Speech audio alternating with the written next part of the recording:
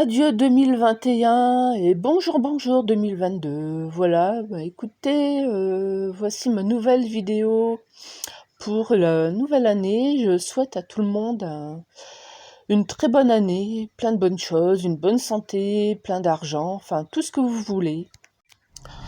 Pour cette première vidéo de 2022, j'ai eu l'idée de vous faire une vidéo, enfin de vous parler des séries télévisées Netflix que j'ai vues en 2021.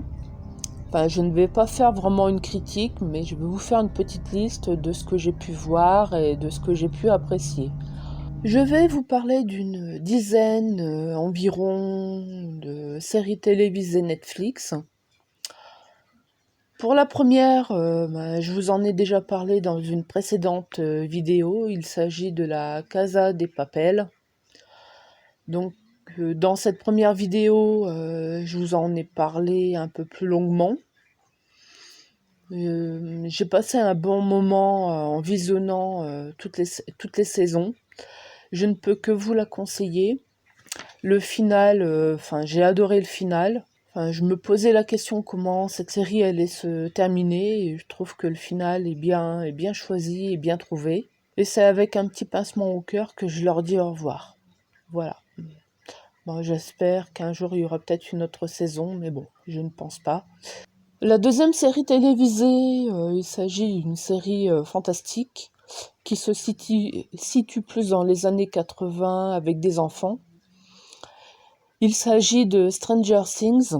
J'ai adoré cette série qui est assez fantastique et avec un monde parallèle.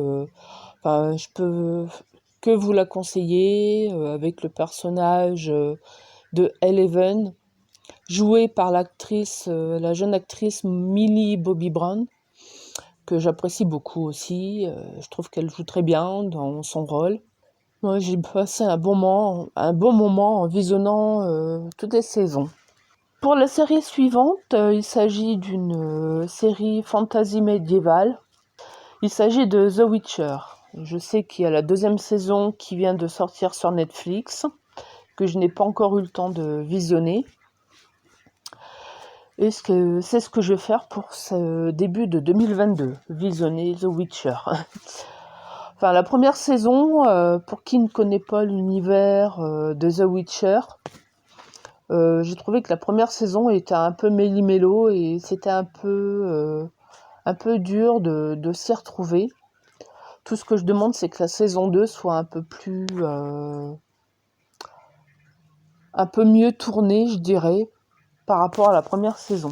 Pour la série suivante, je parlerai de la série française Lupin avec Omar Sy. C'est pareil, j'ai pas toujours compris les critiques négatives à ce sujet. J'ai regardé je crois que c'était 2 saisons, mais j'ai passé vraiment un très bon moment à visionner. J'avais peur au départ, avec la saison 1, de voir comment serait amené le personnage de Maurice Leblanc par rapport à cette série. Et bien effectivement, je trouve que c'est bien amené. Omar Sy joue très bien son rôle. Le personnage, je le trouve assez bien, pétillant, courageux, audacieux. Moi, j'apprécie beaucoup la série Lupin. Et je lui donnerais une très bonne note si je lui donnais une note. Mais bon, je donne pas de note dans cette vidéo. J'aime ou j'aime pas. Et toutes les séries dont je vais parler dans ma vidéo, c'est que je les ai plus ou moins aimées, quoi.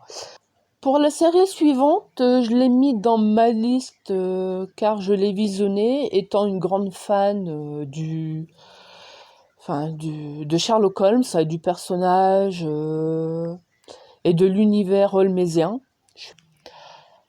Pour la série en question, il s'agit des Irréguliers de Baker Street. Je suis un peu mitigée au niveau de cette série.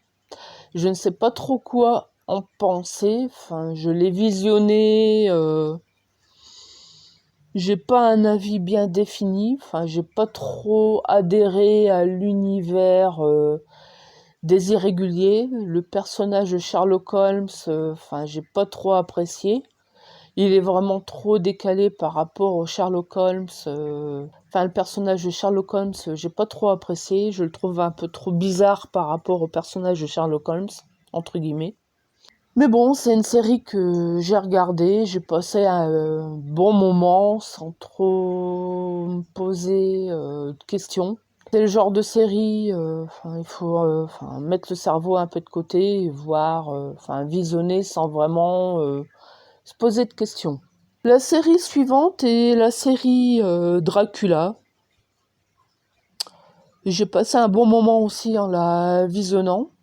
Je sais pas, il y a 2 saisons, il me semble. Je sais pas s'il y aura une nouvelle saison.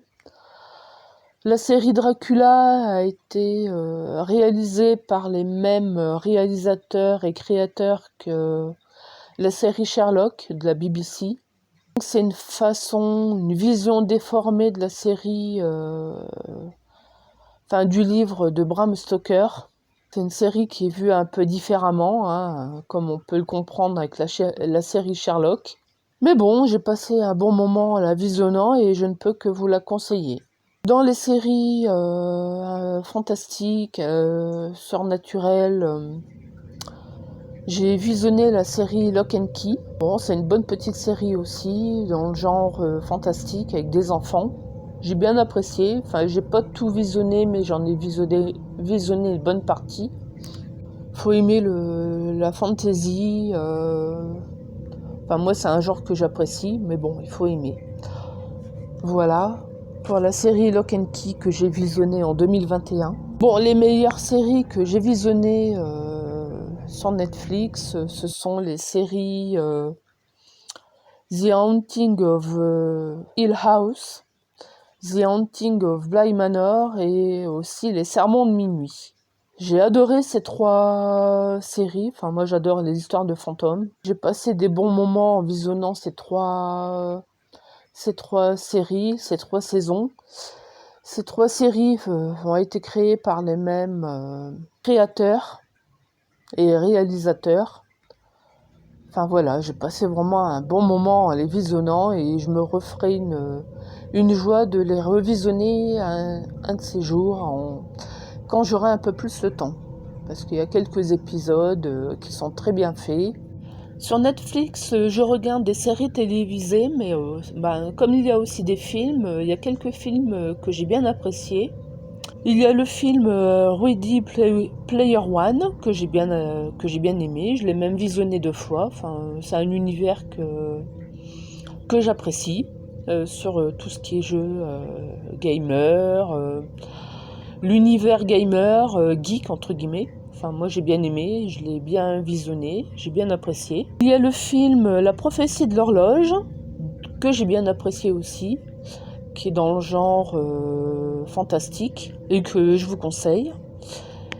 Il y a le film Kong Skull Island avec King Kong. J'ai bien aimé, j'aime bien aussi les films avec King Kong. Et je vous conseille aussi le dernier film sorti concernant le duel entre Godzilla et King Kong. J'ai passé un bon moment également et je vous le conseille également. Il y a un film que j'ai particulièrement aimé, la critique n'a pas toujours été tendre, je trouve, à son sujet, mais moi je l'ai bien apprécié, je l'ai même visionné 3 fois. Il s'agit du film Enola Holmes, avec l'actrice Millie Bobby Brown, qu'on peut voir dans Stranger Things, et l'acteur Henry Cavill, qui joue le rôle de Geralt de Rive dans The Witcher. C'est un film, j'ai passé un bon moment, je le trouve frais, pétillant.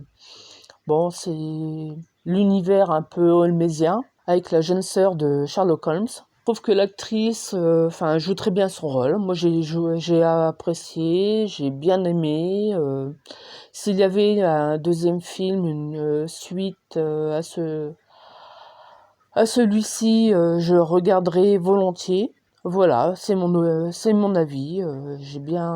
J'adore ce film.